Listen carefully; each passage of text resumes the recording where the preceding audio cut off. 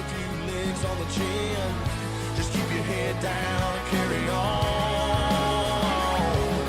You fight like hell, turn the other cheek. It's what separates the strong from the weak. And that's just the way that the line gets drawn. You gotta keep on living till the fight is gone. And then every player on the ice has a 10-minute misconduct. Hello, my fellow Fed fans, and welcome to another edition of the 10-Minute Misconduct. We're so excited to have everybody here today. We have Zach and Sam with us. Sam, do you want to get started? How's everybody doing? I'm doing well. Zach, how have you been, and what are you doing nowadays? I'm doing great, guys. Thanks for having me on. I am actually back in Winston-Salem, which I know a lot of Columbus fans will have their skin crawl at the idea of, but I actually work with Learfield now. It's a college sports multimedia giant. I do a number of different things, but probably the most forward-facing, where people, if they, would be like, where can I find you? Where can I hear you? I am now the studio host, producer, and board operator for the Arkansas Razorbacks. Football games, basketball games, and right now it's March, so baseball season. I would say March is basketball season, but Arkansas had a really rough basketball season, so we're on to baseball. But doing all that, and it's been incredible. From my time in the Fed to going to the SEC is not something that I certainly would have thought for myself. And I think, in terms of people making jumps out of this league, I know plenty of people like that I was there broadcasting that have gone on to, greener pastures as well. But I don't know how many have ascended to a really high level of college sports like I have. So it's been crazy to think about. But I've been doing that now. I'm finishing up my second full sports year, and all tracks are a go. Looks like for year 3, it's been a lot of fun over there. That's awesome to hear. We definitely we're sad to see you go, but glad to see you progressing. Yeah, I definitely, I look back at my time in Columbus, very fondly, and I have every intention to try and get back down there, for a game. But I think anybody who watches college sports will know that college sports are also played on the weekends, so a little tough to make that 7+ hour drive to get down there. But at some point in the future, certainly hoping so. That's awesome. I hope so. So I know you've moved on to bigger, better things, but we are dying to know, what is your best Fed experience? What's the best thing that's happened to you? Best story that you can share. Best story. Okay, best story from the Fed. Because I was about to say there's a number of ways to go. Best from the Fed. Oh man, I think it's cliche to say that the 2 championships with the teams that I broadcasted for, the first one in Carolina, and then the COVID year with Columbus. Just those 2 are really just burned into my memory as like wow, that was an incredible time. Like, you really just felt on top of the world with it. But at the same time too, it's all the little things. It's bus rides that are way too long and then made much longer because, whether it be a bus issue or whether it be a weather issue or whether it be a game timing issue, there's all these little things in there. So, I mean, it's weird to say because, for all the good, there's bad, and for all the bad, there's good. If I had to get specific, I mean, I just have to say, the 2 championships for sure. Those are probably my best experiences, just because the jubilation, the camaraderie, it was crazy. It was fun, and each of them were unique in their own way for sure. So, kind of jumping on that one, a lot of people say that the COVID year, well, I mean, it really messed everything up. But with the COVID year, people say that cup, doesn't count for Columbus and all that case. And there's arguments that are always thrown out there. Was it open to any and all teams to kind of join the cup that year, or Yeah, Is it kind of state dependent?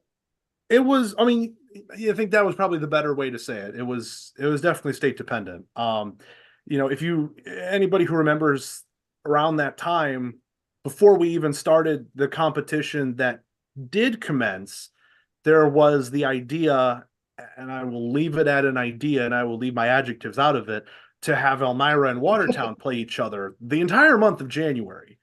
And some were going to count for exhibition, and some were going to be regular season, and then some states were going to be open, and you could go across states, you could play games and all that sort of stuff. And I mean, whether people know or they don't know, that didn't even last a period. We didn't even do the pregame warm up of game number one, and that idea was kaput. It was shot down, and obviously from there, Watertown said no, we're out. Elmira said yes, we're in, and it kind of got to the point where as the months went by, in terms of when you would make a season feel like a season still. It's like November. Okay, it's still plenty of months before the season would typically end in April. December. All right, let's get a little bit sketchy. January. Well, it's no longer the 1920 season. It's just the 2020 season. And it's like, okay.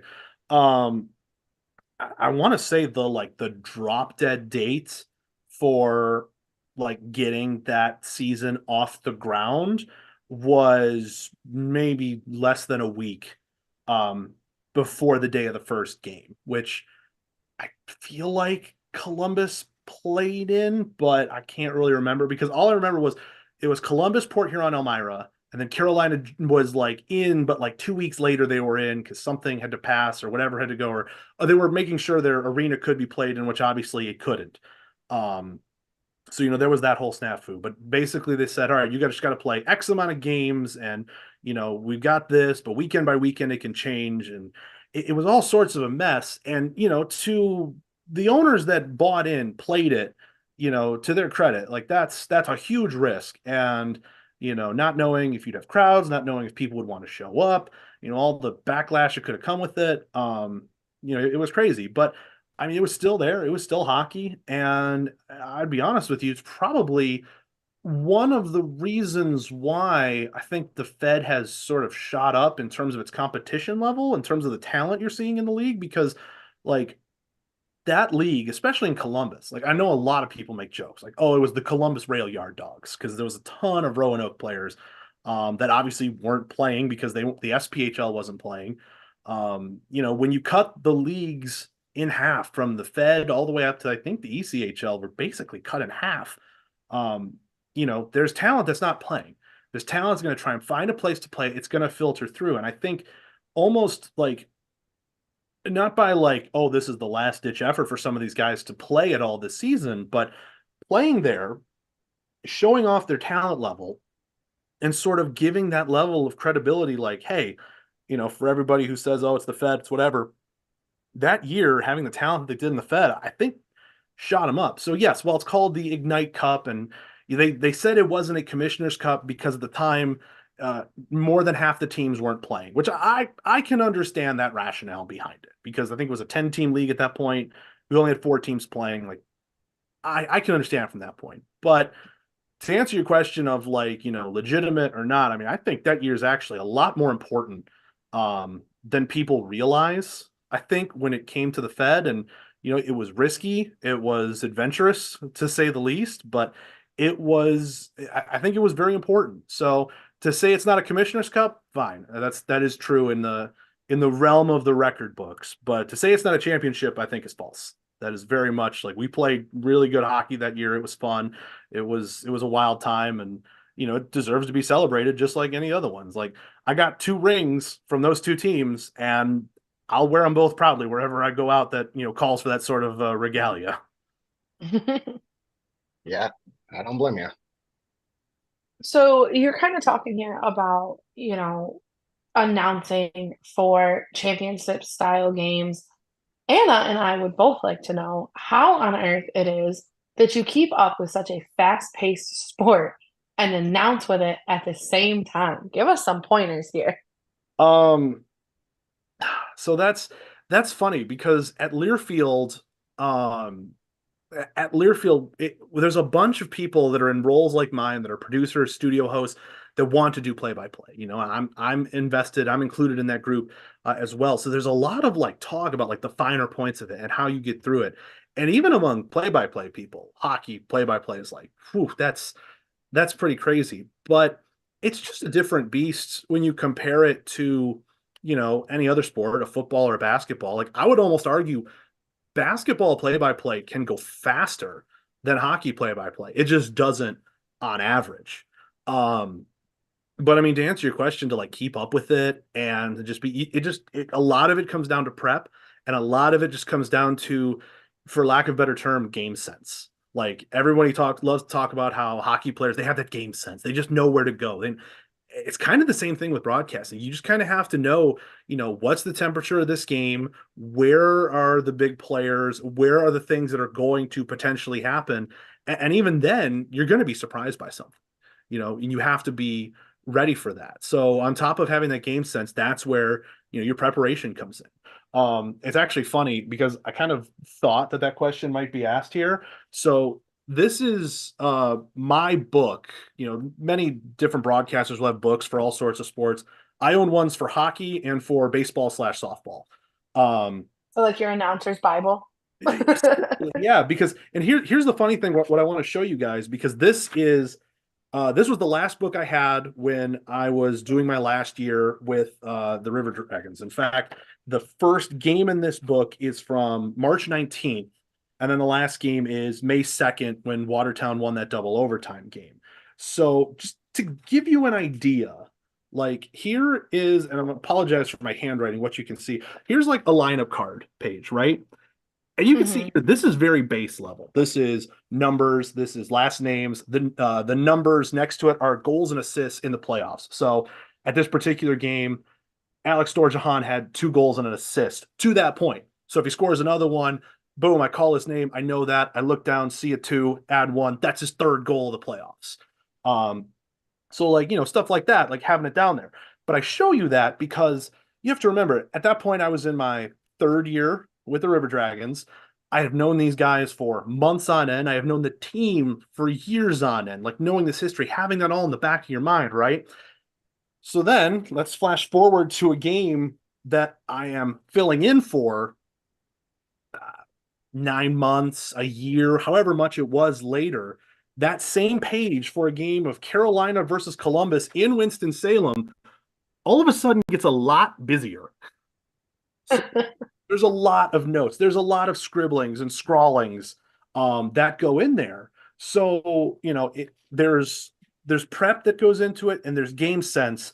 And whether you're the full-time guy or the part-time guy or just the fill-in guy, you kind of have to be ready for that. You have to just know what's going on out there and almost know you need to know the players in the game almost better than the players in the game themselves, which I know sounds arrogant, but it's true.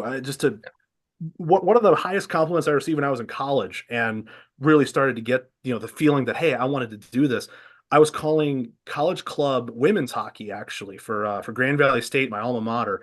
And my senior year, I basically got to do the full tour, like with the team. Like they had me on the bus. I had my own hotel room when we went to, wherever across Michigan, Ohio, Illinois to play these games. And I forget who it was, and I apologize to her, whoever it was, but on the bus, one of the girls on the team said her parents were listening, said that guy knows more about these players. He feels like he knows every single girl in this league, and I guarantee you he doesn't know anybody outside of you personally.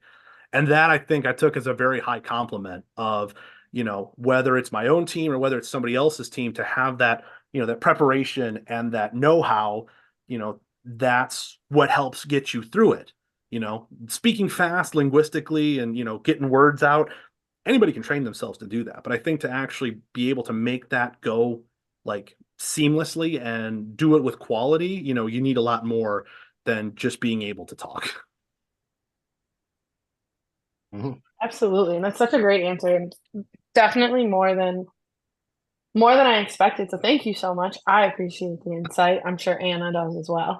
Yeah, absolutely. It's funny because I remember, even just whether it's in high school, college, or even just, out and about as a professional, like, you hear people that will rip on announcers and just say, oh, I could do that job. Like, it's so easy. It's really not, and I'm not here saying like, oh, feel bad for, announcers when they're having a bad day, but just, give some credit because, sometimes the jobs and the like things that are more artistic and creative versus like cold scientific wow scientific mathematical, the cold hard facts versus the like, oh, you can be creative with it.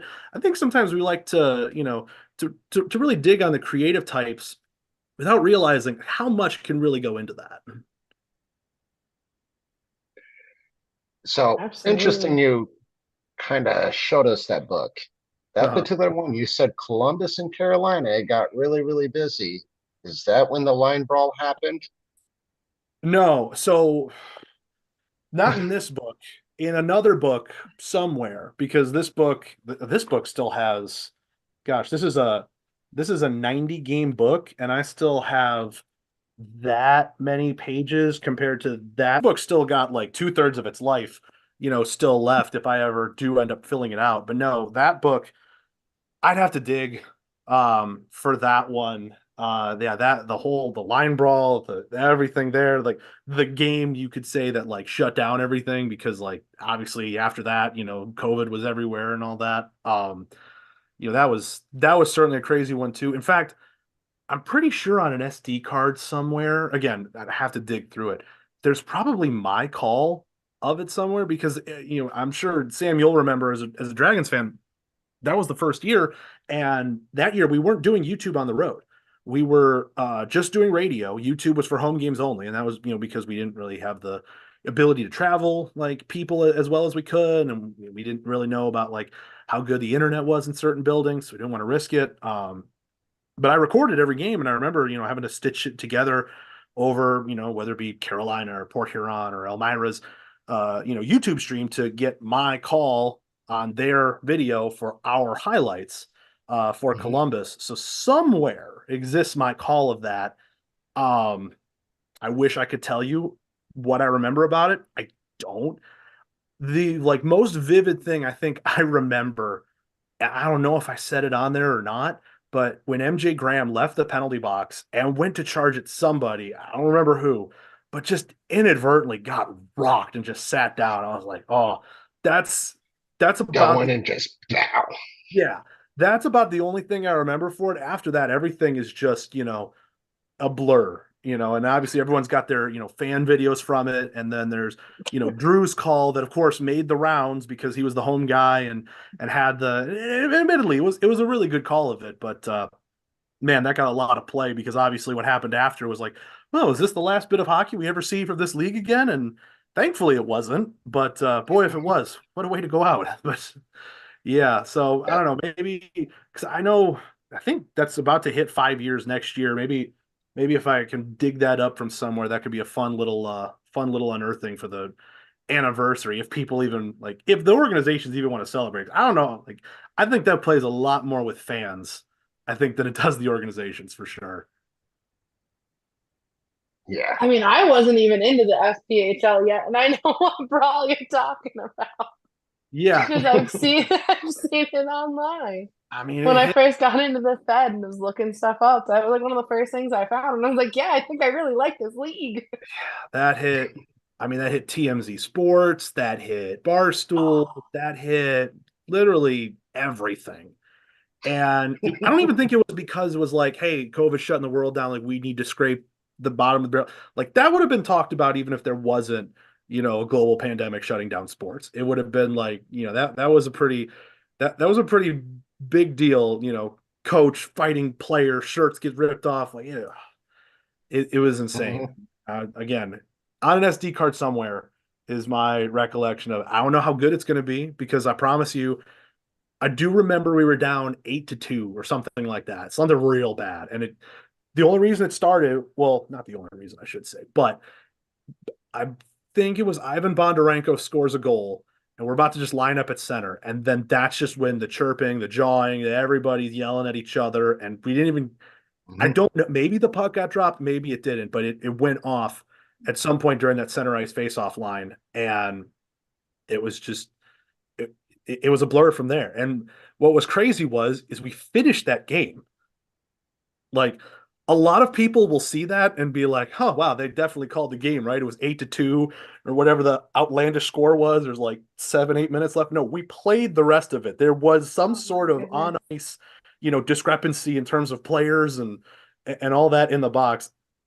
Couldn't tell you. I guarantee you I didn't write it down. I guarantee I was just like, we're just gonna see how this goes. We'll read it off the computer screen and last 7, 8 minutes. Hopefully nobody else tries to kill each other. Let's just go. So I kind of have a two-part question. This is part my question and part Miss Sue's question. Okay. I want to know where the bow tie extravaganza started. What started the bow tie extravaganza? And Mhm. Mrs. Sue would like to know where the heck is your signature bow tie? Okay. You So came to us with no bow tie. I What did. is that, Zach? I came to you with no tie and a beard to show that time has passed. So I was prepared for that as well. I have more off-camera props here. But I'll start it with how it started. I've been trying to think about how it started. I'm I don't know if it was like game one in Carolina or if it was just very early in Carolina. It was a thing where I knew like, I wanted to be kind of like fun. I wanted to be, guy who could be recognized out there. Um, and for some reason, I just didn't feel like a long tie was with it. On top of it, too, when you sit and ties just kind of dangling there, and like I know it wasn't a tie, but it was a press lanyard. Like one time, like you just get like you just like you're eating food at like a media table, or you get all messy and you kind of forget to do. So the bow tie, I think, might have come about from a combination of not wanting to mess them up and also like just kind of being quirky, being fun, and just being unique about it. In terms of the second part, where do they come from? So it started like I remember getting a couple, I think at a thrift shop or something like that, just like, oh hey, that's kind of cool, whatever. And as this started to catch on, we started to look at other places. I know. Um, Let me show you my off-camera prop here. This this is a storage cabinet that is all filled with bow ties. Um, there was one in particular that I remember when I saw this, I was like, because I think again, it happened early in Carolina, and I was like, this is fun, but I don't know if I want to do it all the time, and I don't know if it was like a flea market type deal, or if it was here it is. I don't know if it was a flea market type deal or if it was just like a garage sale or some like unique shop. But I saw this bow tie right here. And if you can't see it clearly, it is Yep. basically the North Carolina state flag. You know, done up, tied together. It is a wraparound bow tie, as you can tell, not a proper one, which I'll get into that in a second. But it was when I saw this, and I'd probably been in North Carolina maybe 3 months in total, calling the games for like a month or two, and I was just like, oh man, we're really selling into this. Like, let's do it. This is fun. So I think this was probably like where it really started, and then it just like exploded, as you can see, because what happened after that is my mom was seeing all the love that I was getting for him. They were like, oh, it's so cool, he's got all these unique bow ties and all that. And my mom is very creative when it comes to being a seamstress. And when COVID hit and everyone's sitting around, she's figuring out what to. I actually, the first mask I got from COVID was from my mom, who was like hand making them out of like different fabrics and materials that she had in the house, and she mailed like 5 or 6 of them, and I was like, wow, these are really cool. Granted, I was in the state of Georgia at the time, so they weren't mandated yet, but she was like, just in case for when they do. And I was like, well, good foresight there, mom. Um, but on top of all that, that is where, especially the people in Columbus will know that she makes these ones. She found a way. She found some sort of like, some like template to help her like guide through the sewing, the cutting, everything there. And I mean, that case that I showed you is probably 2/3 her own homemade ties that that I ended up, making in as part of the wardrobe and making in as part of my thing with being on air with Columbus. So yeah, that's how that went. And gotta obviously give a huge shout out to my mom for making all these. And yeah, I feel bad for not wearing one now, but a little more casual. It's We'll forgive you. It's okay. 10:30 at night, and after this I'm probably gonna hop off and eat some dinner and relax at home for a bit. But yeah, no, there's so many. Like here's an astronaut print. There was probably more that I didn't wear that people didn't see than I did wear on there. That's just the sheer volume that I ended up having because of it all.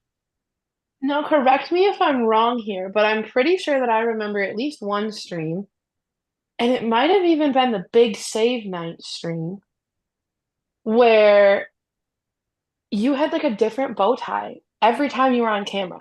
Yes. So that was I want to say game one of a playoff series against Danbury. That was the last year I was Yes. there. So we had to go to Danbury for game one, and then we went down to Columbus for games, what would have been 2 and 3, but I'm pretty sure it was a 2-game sweep. Um, but it's game one, it's the playoffs, and at that point, I had so like I probably amassed this collection by the time that Danbury series had rolled around. Like that's how much, my mom was just, she was cranking them out. She had all sorts of fun ideas, fun patterns, and I loved it. Like it was incredible.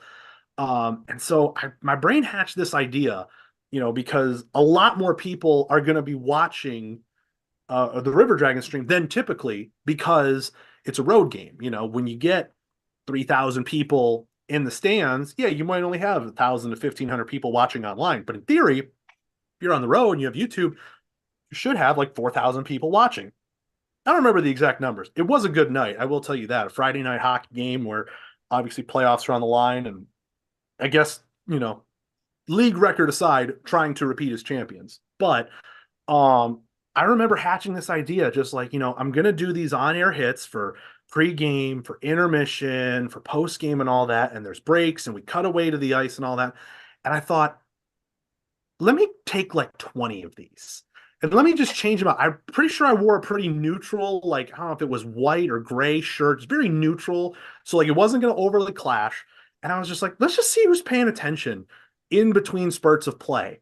That I'm just going to throw one on and then change it up. And then every time I'm on. So pregame segment 1, boom, here's the Flames one. And then pregame segment 2, oh, here's this baseball one that I've got here, whatever. Like, so we went on with that, and I remember it was a pretty feisty, pretty, defensive game. I think it was maybe 1-0 or something at the end of the first period. And then at the last tie of the first intermission, the last tie of the intermission, the last tie of the pregame, that's when was just on, for the rest of the period until obviously next time on, okay, remember to flip it out.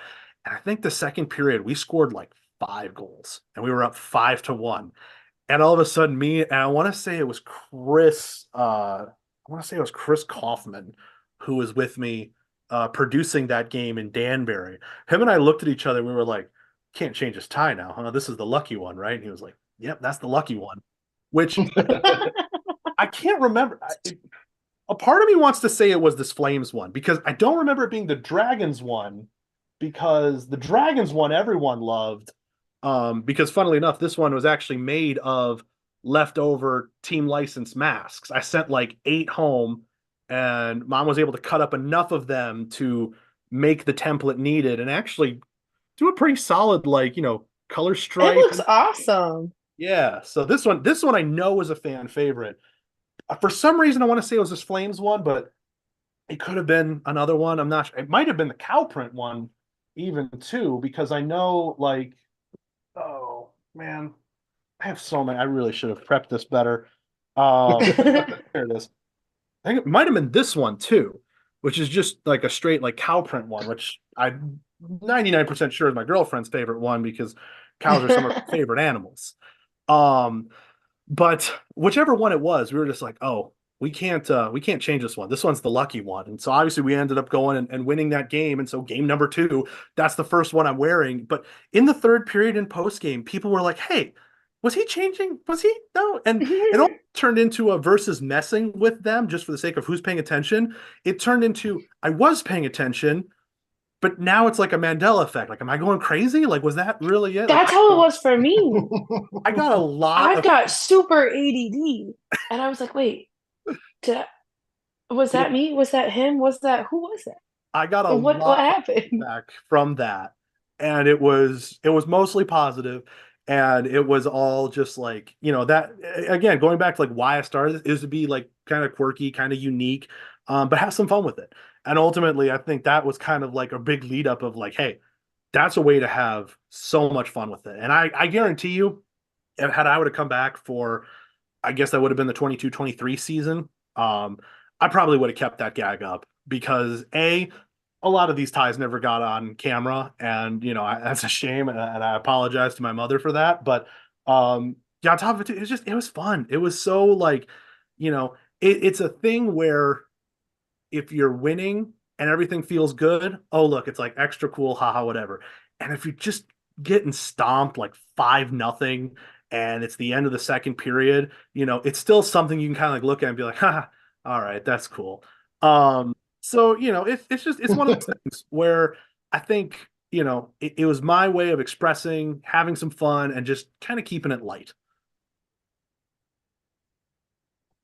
That's awesome. I remember seeing you a lot and just like, what bow ties you wearing today and stuff. It definitely, Yeah, when you can only pick one and you have so many, that ended up becoming a tough decision on me. So yeah, why not just send 20 and just, hey, sometimes it'll be on camera for 30 seconds, maybe sometimes it'll be on for 5, but it's fun for me, fun for the viewer, why not? mhm. Do you still keep that persona with a bow tie with where you're at, or has that kind of subsided a little bit? Well, I would say it's subsided a little, but if only because um Learfield in terms of broadcast, is a radio place. Um this is probably the first time I have been on camera in any way in at least a year and a half. Because even the games I called for Columbus in Carolina to fill in for whoever might have needed it, um, it wasn't it wasn't ever on camera because in Carolina you could kind of only point it towards the ice and you didn't really have space to turn around and have a front facing cam. So it has subsided, but not by choice, just by hey, I'm not in a like professional broadcasting, this is how the game's going, this is me, the personality telling you about the game. um it just hasn't happened because it's been all radio. And that's not to say you don't dress up for radio. It's just that persona when you kind of get to a new place, it doesn't stick because people might not know about me. People don't have those ins and outs. Even though Winston-Salem is a Fed town, there's plenty of people working in Learfield that don't know that there is a professional hockey team 10 minutes down from where we work. So yes, it has subsided, not by choice, but it's certainly not something I plan on retiring. No. Yeah, no, the bow ties cannot retire. They're not allowed to. Good. I'm glad to hear that. I'm glad to hear there's still some appreciation for him. 'Cause honestly, fun little behind the curtain story. Jeff, the owner, Ignite Sports, he always would just rip on me for him.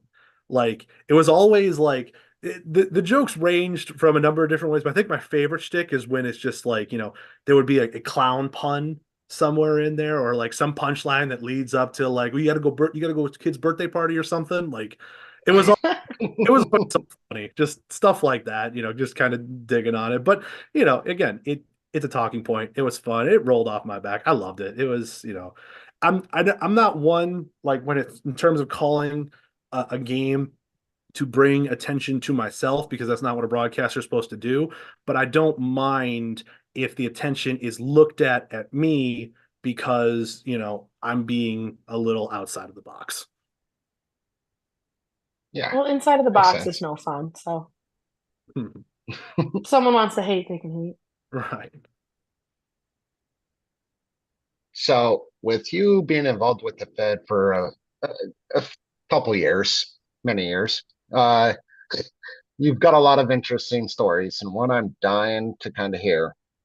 I've heard about a calendar shoot. Yes. So that thank you, Nerdly.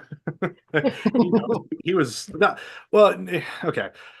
So, the calendar shoot, that was an idea hatched from Scott Brand to be, I don't know, you could say shocking, you could say, again, trying to be out there, be outside of the box.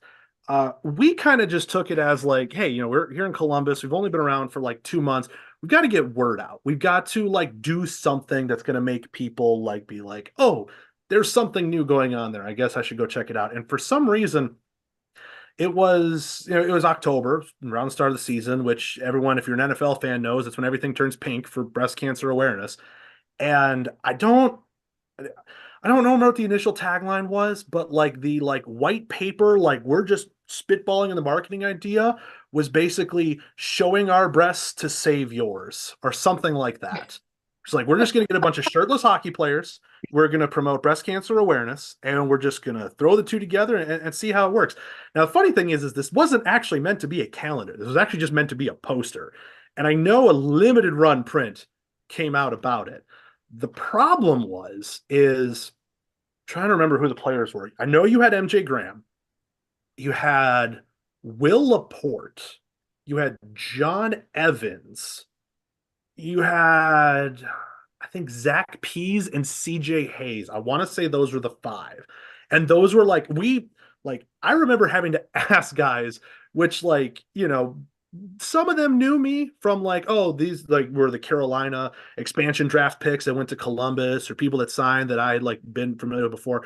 But there's nothing weirder, I'm sure, for a hockey player than 2 months, into this team's inaugural season. You've done training camp, you're maybe 6, 8 games into the season. Your broadcaster coming up to you and being like, hey, who's the most ripped on the team? Who's like just the most like just jacked?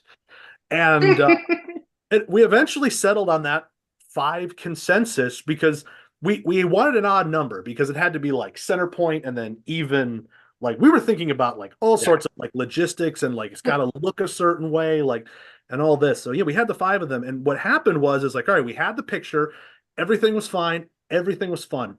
And we did this shoot. Ben Dodds, who was the team photographer at the time, who I love to death and owe so much of probably my success and a lot of the marketing success to him. He came in, I told him what the assignment was, and I'm like, are you gonna be comfortable with this? He's like, I got a wife that I love, I know who I am, we're gonna be okay. And I'm like, all right, cool. We're good to go. So yay for confidence. yeah, right. So we go there and I'm doing the very like just trying to do a little bit of like how do you do like model photo shoots, like what are the tricks to like make things look better on camera to like limit his job editing. Like he doesn't have to do as much. Like you take a really good original, you don't have to do as much editing to make it look good, so I'm trying all sorts of things, and I've got a bunch of different like liquids and powders and all this sort of stuff. Now what's funny is John Evans, who I maybe played 20 games in the Fed, I think. I don't when he left Columbus, I think he got released. I don't know if he ever stuck anywhere else. I know he went back home to Michigan. That's all I remember from him at the time. But he was a competitive bodybuilder. He knew all the tricks. He knew all this. So on top of me trying to like get these guys to like have some fun, keep it loose out there, John Evans is just going into full flex, full like muscle hit poses mode. Like he knows what he's doing. And so the guys are sort of feeding off that. And it's a hilarious time. And we did this shoot again before practice. I told these 5 guys, I was like, hey, show up hour and a half before practice. Like usually guys probably show up, I don't know, 30 minutes, 45 minutes, before report time at earliest, right? And I was like, we're going to shoot even 30, 45 minutes past that. Like give us some time, that way if you don't feel comfortable doing it around teammates, whatever, we're going to do that. And what eventually was supposed to be just get the picture, get in and done, turned into these guys. I want this picture for my Instagram. Oh, we need to do this. There's a picture somewhere of M. Graham just completely naked with a hockey helmet just covering him. Like that is just Mhm. it's insane the levels that these guys were just going to just purely on the whole like, oh man, this is insane. Like let's do this. Let's and there were different guys who were like different levels of comfortable, because obviously like John Evans, professional bodybuilder, man, he doesn't care.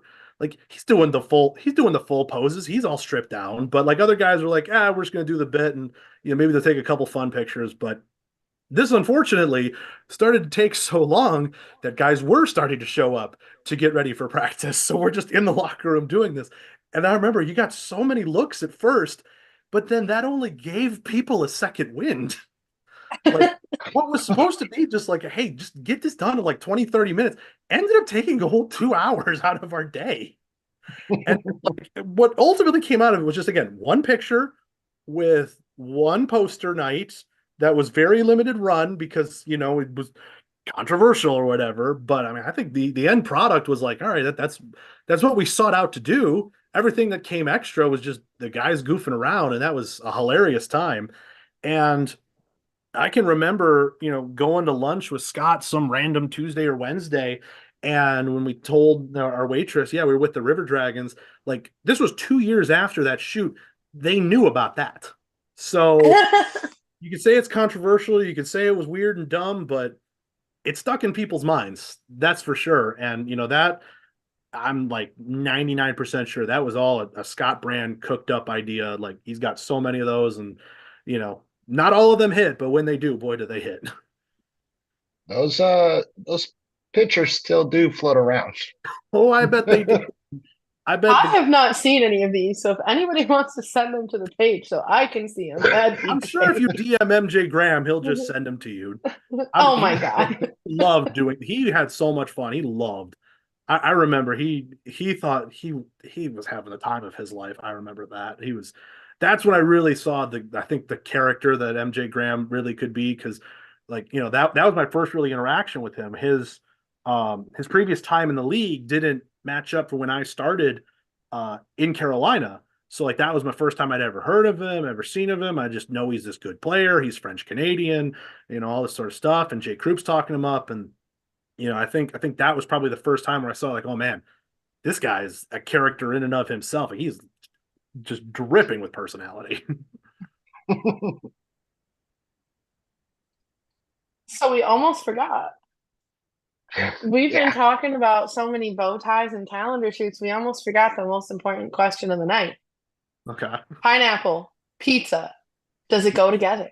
Yes, it does. 100%. Thank you. I happen to agree, but that's the most important question we've been asking lately. Thank you, Allison. Never gonna miss that one. I promise. For some reason, my ideal pizza when I was like in 6th or 7th grade was a pepperoni, sausage, and pineapple pizza.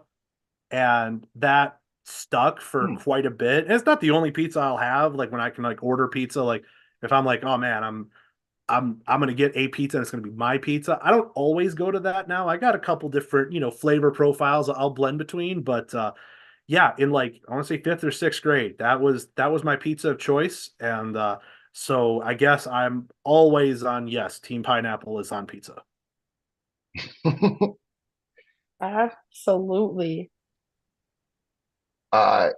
Recently, with some of the past guests we have had on the show, we've been hearing quite a few bus stories. I do recall you guys coming back from Watertown after the championship. I'm kind of curious about this one. Oh gosh, What exactly happened? Too. So that's not the one I thought you were going to. There's actually 2 Watertown bus stories. Oh. Okay, so I'll tell you the one that you're asking about first. The Watertown bus story coming home. So the generator on the bus was on the fritz near the end of the year, and it was like it's not a case where like the bus isn't going to run without it. It's just the comforts of the bus aren't going to live without it. I'm not going to have an outlet for my phone or my laptop when I'm trying to do work on the bus. And, generator also runs some important comfort aspects like AC when, it is early May. It might be upstate New York, but in May, it will be warm. And as you're traveling down to Georgia, it will only get warmer. And so we might have had it for some of the New York State part of the trip, but I feel like I can distinctly remember once we hit Pennsylvania, like it was kaput. It was shot. We didn't have it. Tried to fix it, tried to jump it, tried to do whatever we could for it. But, after the team lost the way they did and everyone just kind of like gutted, we were already so miserable. I think there was just kind of consensus of like, let's just get there. Let's just get home, whatever, like fine. And it got real bad. Like we had maybe two like fans that were like not handheld but like battery powered or like could actually circulate a little bit of air. So we had like one for the front compartment, one for the back compartment, and try as they might, it maybe kept it from 120 degrees to 115. Like bad. It was like I remember like we were probably in like the South Carolina, Tennessee area just thinking I was like, I don't know if I'm going to make it off this bus. It was that hot. Like I seriously felt like I could feel like I was melting. Um and we get off and I feel bad because I remember being involved in group chats and emails with different front office members because they were trying to like organize like, hey, when's the team showing up? Like, can we, greet them at the arena and all that? And I was supposed to be the point man for it. And I'm so exhausted. I am so like, you know, on the verge of heat stroke. I also remember fighting sickness, like not that like I was sick for it, but like how like you could feel like your body's fighting something off. I can remember that when that goal went in to end that series, Watertown wins the championship. I felt my body just give up all of its defenses. It's like this thing that we've been fighting it, done, you know. And I was like, oh man, that's so combined with like fighting off sickness, the heat of the bus, the long trip. Like I remember getting off that bus, I was in a t-shirt, some rolled up shorts. I don't even think I had socks on. Like I was just like bare minimum. I was out there, hair was a mess. And I remember grabbing something off the bus, putting it in the locker room, sitting on the like couch we had in the waiting area of our front office and just being out. Like that's truly about all I can remember from it because it was just so like even coming back to Georgia in the middle of May at like 80 degrees, I was like, oh, this feels good. That's how it's a tough scene. Um, so you had that, but the other Watertown one, I'll be more brief about that one. It was I want to say January for some reason. I put people may or may not know, but scheduler, like that was, thing I do. And like it was funny because anytime guys on the team complained about road trips, they always look at me like, Zach, why'd you put us here? I'm like, listen, I'm just doing a job. You can't, that was 6 months ago.